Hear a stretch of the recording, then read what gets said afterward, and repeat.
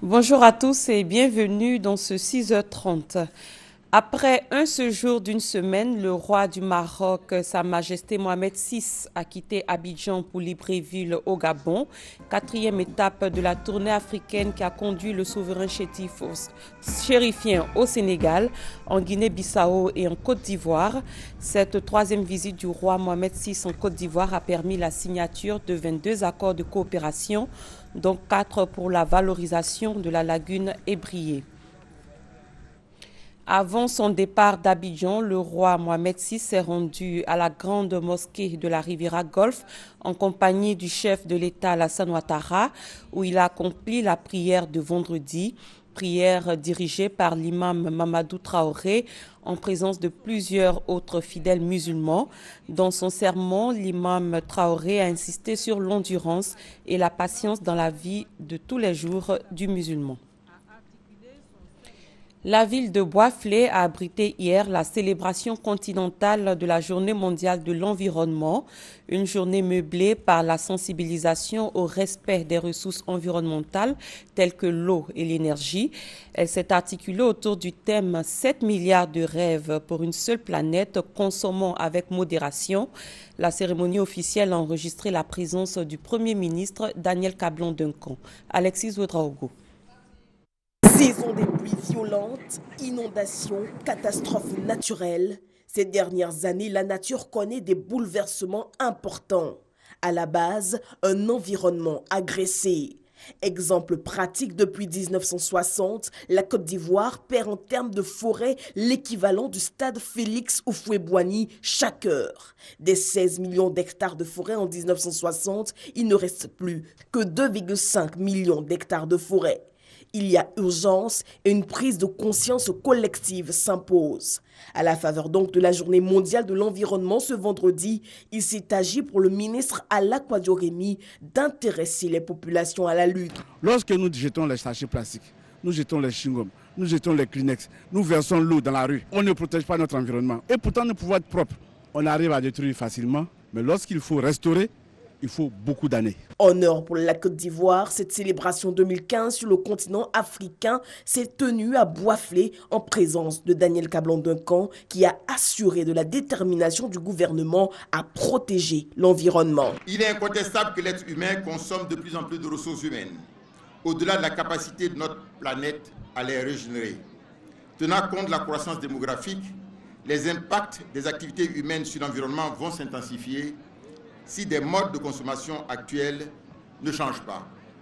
En effet, le gouvernement a entrepris depuis 2011 la révision et l'adaptation des principales politiques relatives à l'environnement et à la gestion durable des ressources naturelles. 7 millions de rêves pour une seule planète, consommons avec modération. C'est le thème de la journée qui exhorte à minimiser l'usage des ressources naturelles. Protéger donc l'environnement par des gestes simples, refermer un robinet d'eau qui coule inutilement à flot, éteindre les luminaires avant de sortir tout simplement d'une pièce. La Côte d'Ivoire et la Banque africaine de développement BAD signent 2 accords d'un montant de 53 milliards 500 millions de francs CFA. Ces 2 accords vont permettre au pays de financer ses infrastructures routières au sein de l'Union du fleuve Mano, regroupant le Libéria, la Sierra Leone, la Guinée et la Côte d'Ivoire. La signature de ces accords s'est faite en présence du ministre chargé de l'économie et des finances, Nialé Kaba, et le vice-président par intérim de la BAD, Janvier Litsi. Chantal Eoman à Candan. 53 milliards 500 millions de francs CFA. C'est le montant alloué à la Côte d'Ivoire par le groupe de la Banque africaine de développement, BAD. À travers cette structure, le Fonds africain de développement, FAD, et la Facilité d'appui à la transition, FAT. 2 prêts qui visent à soutenir la relance économique post-conflit dans le cadre du financement d'infrastructures routières, notamment le programme d'aménagement des routes et de facilitation du transport au sein de l'Union du fleuve Mano. À terme, ces prêts permettront de réduire le coût des transports, de favoriser la libre circulation des transports et des biens entre les pays de l'Union du fleuve Mano et enfin, d'améliorer les conditions de vie des populations. 2 trafiquants de drogue présumés ont été mis aux arrêts à l'aéroport Félix Houphouët-Boigny de Port-Bouët. Au moment de leur interpellation, ils avaient en leur possession plusieurs boulettes de cocaïne. Les 2 trafiquants de drogue présumés, un homme et une femme, seront présentés à la justice. Abou Sanogo. La direction de la police des stupéfiants et des drogues met fin aux activités de Dame Adjara Sanogo et Anekwe Michael Onochi. En effet, se disant commerçante, Adjara Sanogo, âgée de 50 ans, alimentait en drogue des fumoirs dans la commune d'Abobo. Une perquisition à son domicile a permis la saisie de 5,30 kg de cannabis. Interrogée, elle ne fait aucune difficulté pour reconnaître les faits. Adjara Sanogo dit vendre cette drogue depuis octobre 2014 pour nourrir sa famille. Quant à Anekwe Michael Onochi, lui est également commerçant domicilié au Brésil. Il a été interpellé par la cellule aéroportuaire anti-trafic de l'aéroport Félix Houphouët-Boigny en provenance de Nairobi et en partance pour le Brésil. L'examen radiologique du rectum a révélé des corps étrangers dans son estomac. Mis en examen, Anekwe Michael Onochi a rendu 67 boulettes de cocaïne d'un poids total d'1 kg 340 grammes. Il y a de plus en plus de fumoirs dans les quartiers. Tout ce que nous demandons à la population, c'est de nous informer. Chaque fois qu'ils aperçoivent un fumoir, qu'ils nous saisissent au téléphone 20 22 48 07 pour nous donner tous les renseignements et nous allons faire le nécessaire pour appréhender et les vendeurs et les consommateurs. Adjara Sanogo et Anekwe Michael Onochi seront mis à la disposition du parquet pour répondre de leurs actes. La première édition du Discop Abidjan a pris fin ce jeudi. Que retenir de ce marché africain de l'audiovisuel qui, durant 3 jours, a réuni des professionnels, vendeurs et acheteurs du secteur? La réponse avec Christelle Menon qui nous dit qu'Abidjan est désormais le second cadre du Discop après Johannesburg, la capitale sud-africaine. 600 participants au lieu des 400 attendus, près de 4000 rencontres et plus de 100 affaires conclues, de l'information et de la formation à travers des panels et conférences. La première édition du Discop Abidjan a, semble-t-il, tenu toutes ses promesses. Quelques participants nous en disent plus. Le Discop à Abidjan est un Discop extrêmement convivial. Il y a une proximité extrêmement forte qu'on ne retrouve pas forcément sur d'autres salons. C'est une très bonne idée d'avoir organisé un Discop à Abidjan pour les chaînes francophones déjà. Dans le Discop, on est sûr au moins d'avoir un large choix concernant les contenus africains. Plus de contenus africains qu'on ne peut retrouver ailleurs. Les producteurs africains ont énormément de quoi proposer à l'industrie audiovisuelle sans pouvoir accéder aux autres marchés internationaux d'Europe ou d'Amérique. Discop Abidjan, c'est aussi la possibilité pour les diffuseurs africains francophones d'acquérir près de chez eux et plus facilement du contenu audiovisuel. Avec la TNT qui est en train d'arriver, évidemment, il y aura une grosse concurrence qui va venir d'ailleurs. Donc si nous, en tant qu'entité africaine, on n'arrive pas à trouver des contenus qui correspondent à notre environnement culturel, on va être, submergé par les autres. Je suis venu certainement chercher des émissions telles que les séries africaines, les dessins animés, des émissions qui ne parlent pas aussi d'alcool ni de sexualité. Côté distributeur, un nouveau venu capitalise les acquis de ce premier Discop Abidjan aux allures francophones. Mieux, RTI Distribution se positionne déjà pour le prochain Discop à Johannesburg. Nous avons eu énormément de passages sur notre stand. La cible francophone est plutôt acquise, si j'ose dire, et il nous reste maintenant à attaquer le marché anglophone, donc ça sera notre objectif principal pendant le Discop Johannesburg. La 11e édition de Discop, c'est à Johannesburg en novembre prochain. Pour Basic Lead, organisateur du Discop Africa, le succès et les particularités déjà notables du Discop Abidjan sont gages de pérennité. Il y a eu un accord de coproduction qui a été établi entre la RTI et puis un producteur indépendant sud-africain. Il y a eu des tas de deals qui ont été faits, par exemple entre Côte Ouest et la télévision turque, par exemple entre Ebony Live TV au Nigeria et un gros producteur américain. Je pense que c'est en tous les cas la première édition de celui qui a eu le plus de succès. Et effectivement, je pense que cette première édition à Abidjan a démontré que cette démarche a un sens. Elles ont mené des actions de développement dans le Gontougo et le Bunkani. Les femmes de ces deux régions ont été honorées par le ministre de la Solidarité, de la Famille, de la Femme et de l'Enfant, Anne Désiré Ouloto. Honorine Anigori. C'est par la voix de leur porte-parole, Afissata Ouattara Baki, que les femmes des régions du Bunkani et du Gontougo ont exprimé leur admiration et gratitude à la ministre chargée de l'économie et des finances, Nialé Kaba, récemment.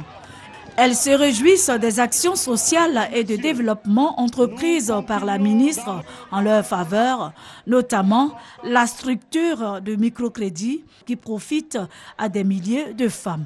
Nous voici rassemblés pour célébrer la plus illustre d'entre nous, celle qui se révèle à la Côte d'Ivoire comme une valeur sûre et admirée du président de la République, son Excellence Alassane Dramane Ouattara.